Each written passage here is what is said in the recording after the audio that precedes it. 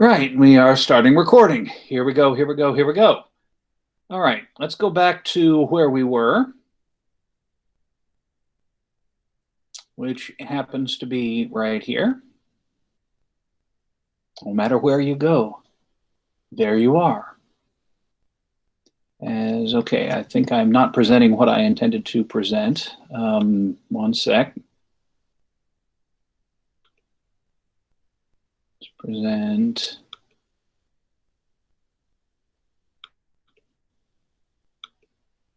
That. All right, I'm assuming everybody can see that.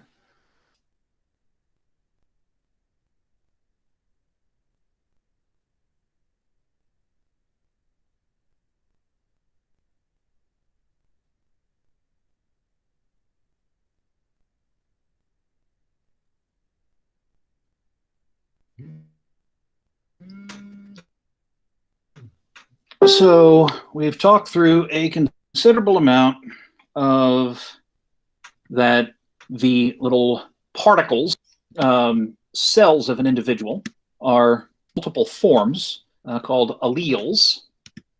And every organism has two of each gene, two copies of each gene. Every gene exists in two copies, and the copies can be the same allele or different alleles. And every organism passes one of each pair of genes that it's got to each one of its offspring. And of course, every gene receives one of each pair from either parent. We can work out the results and predict the results of different genetic crossbreeding experiments by using this calculating device known as a Punnett square.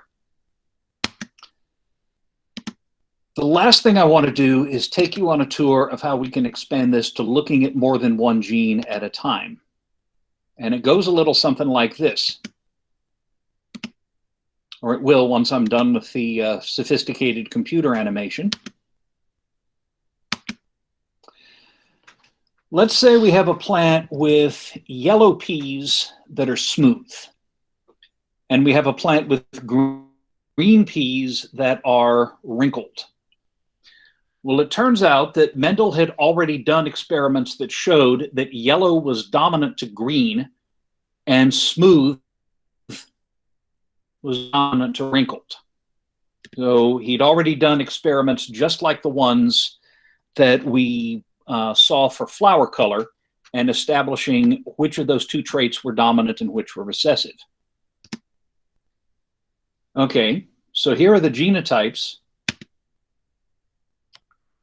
A plant with wrinkled green peas has to have two copies of the recessive allele for color, which we'll write as lowercase y, and two copies of the allele for shape, for wrinkled shape, which we'll abbreviate as lowercase s.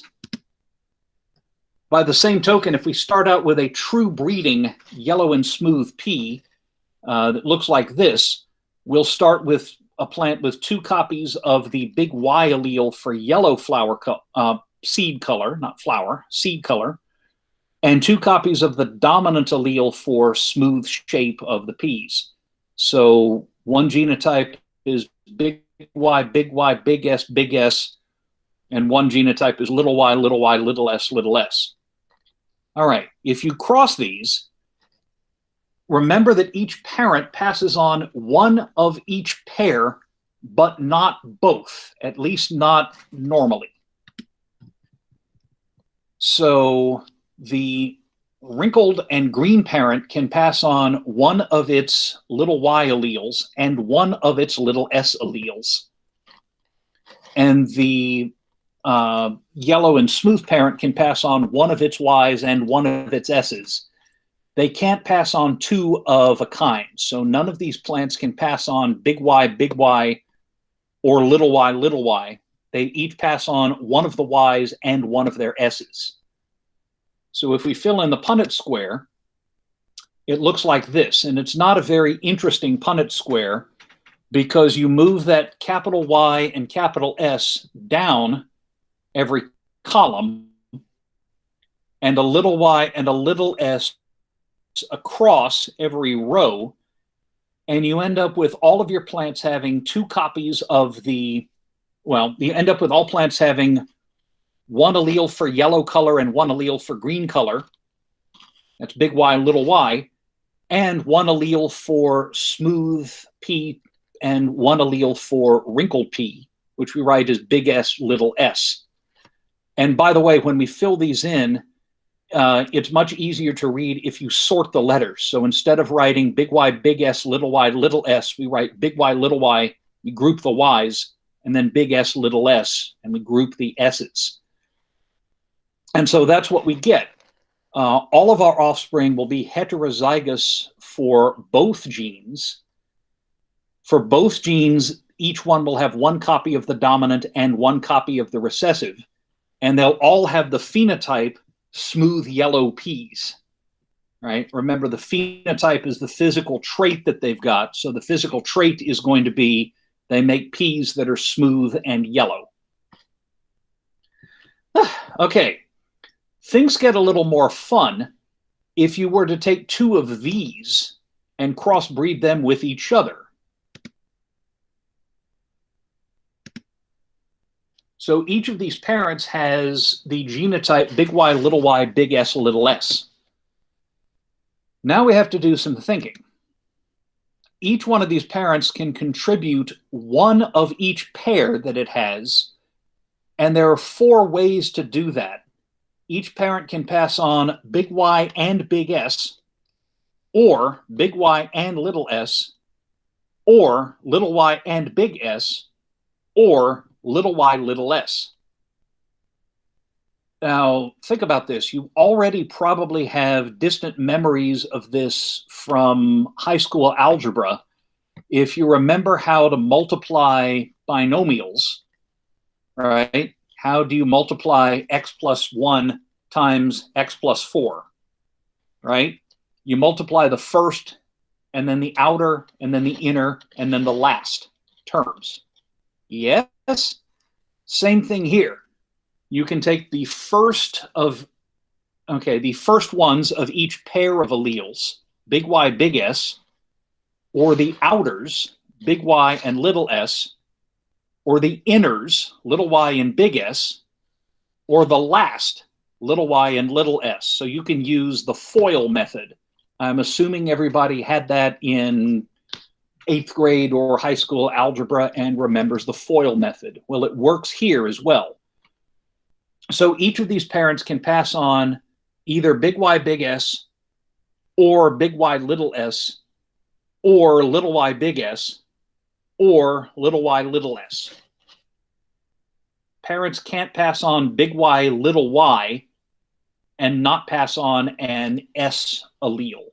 You pass on one of each pair, not both, unless something's actually gone wrong. And if we fill in that Punnett square, this is what we get. You can see this is starting to look a lot more interesting. You get a lot more different combinations of alleles if you do this cross. Okay, so let's think about what this actually means. If we determine the phenotypes, we get a ratio of 9 to 3 to 3 to 1. Where am I getting those numbers? 9 of the 16 squares that we have represent plants that get one copy, at least one copy of both dominant alleles. They get at least one dominant allele for yellow pea color and at least one dominant allele for smooth seeds.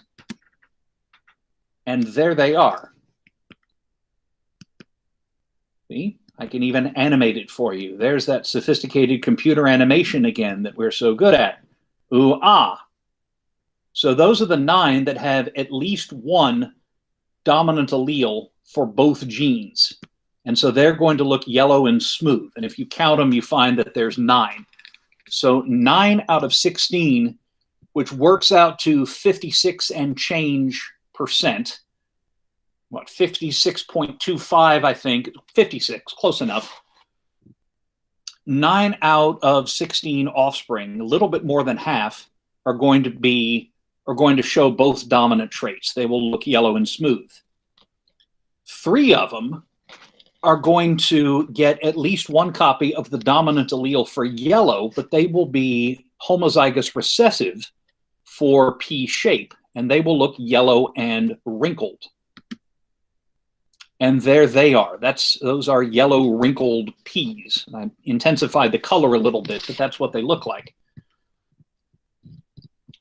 3 out of your 16, which comes to what, 18.75%, call it 19%, will just happen to get 2 copies of the recessive allele for green P color, and they'll get at least 1 copy of the dominant allele for smooth P shape. So they will look green and smooth, and there they are. And only 1 out of 16 will get 2 copies of the recessive allele for green color and 2 copies of the recessive allele for wrinkled P shape.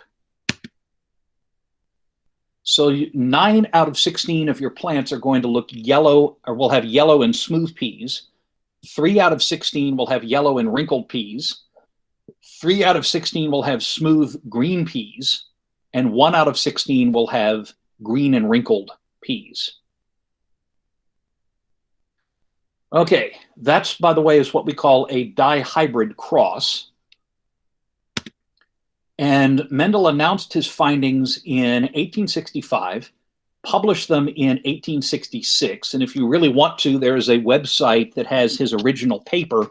You don't really need to read it, but if anybody's curious, that's where you can find it in German and in English. Ironically, the story goes that he sent a copy of his paper to Charles Darwin, who never read it because Darwin was very bad at reading German. I mean, he tried, but he had to use a dictionary, and it was very slow, and he never could pronounce it. So if Darwin knew of Mendel's work, as far as anybody knows, he never actually read the paper. And Mendel's work was unfortunately mostly ignored for about 35 years. And Mendel would try to continue his experiments using some other plant species. Mendel reasoned that, if he was really onto something, he ought to be able to find it in other plants. He tried some experience with a different flowering plant, genus Hieracium, common name hawkweed, and he got weird results with hawkweed for various technical reasons we're not going to get into. And he meant to go back and try to work this further, but unfortunately, in 1868, Mendel suffered the worst fate that can ever happen to a scientist, and that is that they made him an administrator, which is a fate worse than death, let me tell you. He was elected abbot in 1868. He spent the rest of his life administering the monastery's affairs, getting mixed up in the politics of the Austro-Hungarian Empire at the time, and he never got back to his science and died in 1884 with his life's work mostly ignored.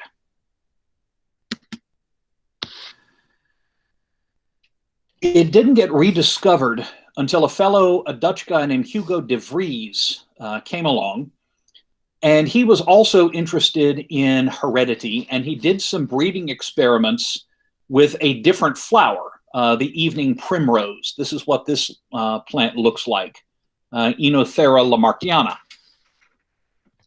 And unbeknownst to him, he ended up repeating some of the experiments that Mendel had done and rediscovered some of Mendel's findings. He also came to the conclusion that traits had to be inherited as units, not blends, as little particles or elements or little marbles rattling around. He originally called these things intracellular pangenes, but we just shortened that to genes.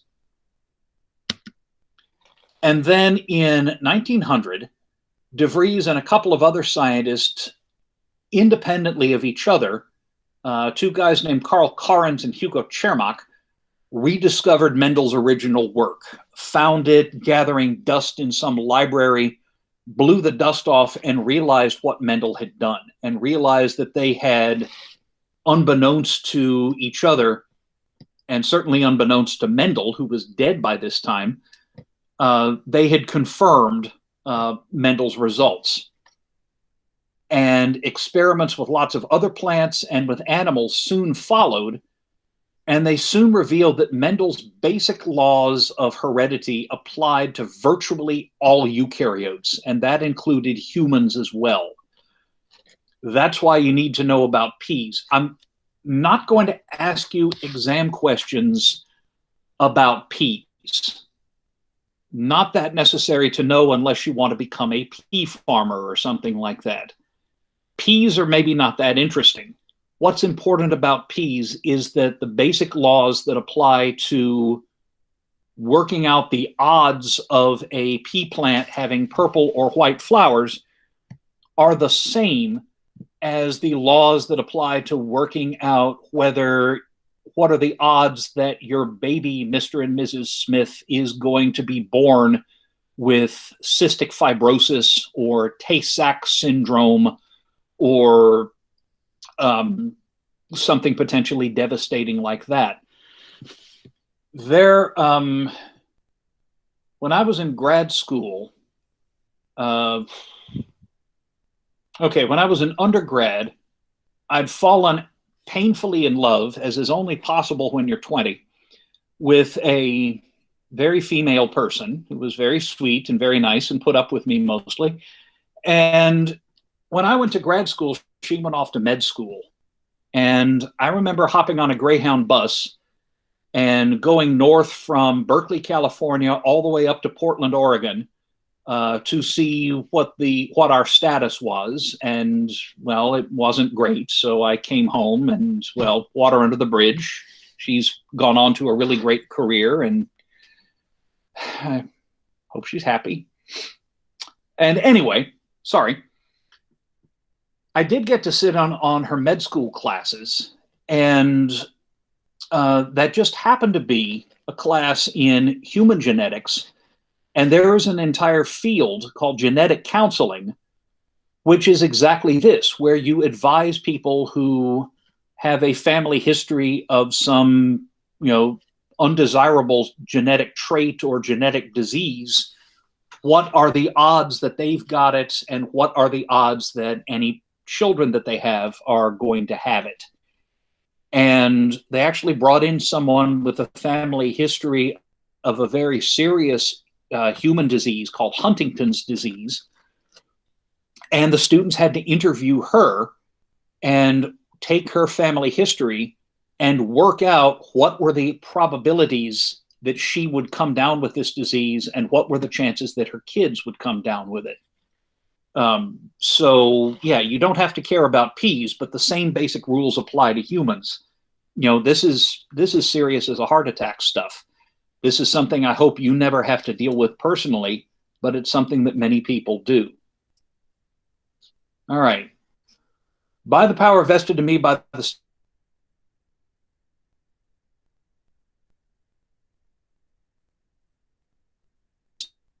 state of Arkansas, that's actually where I wanted to stop for the day, because this is already going to let you goobers go early, but in the morning, I'll do my usual live stream. We'll send this out to, anybody who can. Okay, there we are. So I'm clicking buttons here. And I want to give you some actual practice problems and show you how to work those, because to really understand this, you really need to practice how to set up genetics problems, and you are going to get those on the second exam. The second exam is not going to be entirely multiple choice. There's going to be some problems where you have to draw up Punnett squares, and tomorrow we get some practice in how to work those. So I will stop recording now, and I'll see you goobers tomorrow.